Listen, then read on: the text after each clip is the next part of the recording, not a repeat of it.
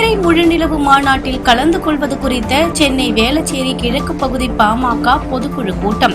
சென்னை திருவான்மியூர் மருந்தீஸ்வரர் நகரில் தென் சென்னை தெற்கு மாவட்டம் வேளச்சேரி கிழக்கு பகுதி 179வது மேற்கு வட்டத்தில் பாமக பொதுக்குழு கூட்டம் நடைபெற்றது. மாவட்ட துணைத் தலைவர் வட்ட பொறுப்பாளர் ராஜா ஒருங்கிணைப்பில் நடைபெற்ற நிகழ்ச்சியில் 179வது மேற்கு வட்டத்தின் பாமக தலைவர் மணிகண்டன் தலைமை தாங்கினார்.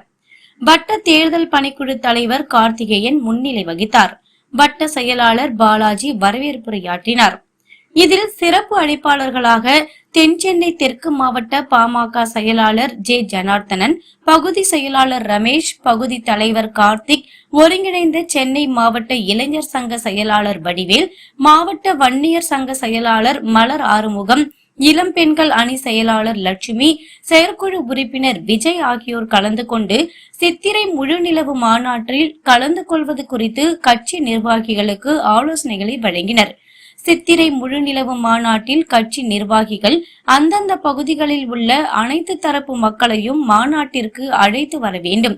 மாநாடு குறித்து பொதுமக்கள் தெரிந்து கொள்ளும் வகையில் வேளச்சேரி கிழக்கு பகுதி முழுவதும் சுவர் விளம்பரங்கள், விளம்பர பதாகைகள், சுவரொட்டிகள், துண்டு பிரசுரங்கள் மூலம் பொதுமக்களுக்கு தெரியப்படுத்த வேண்டும்.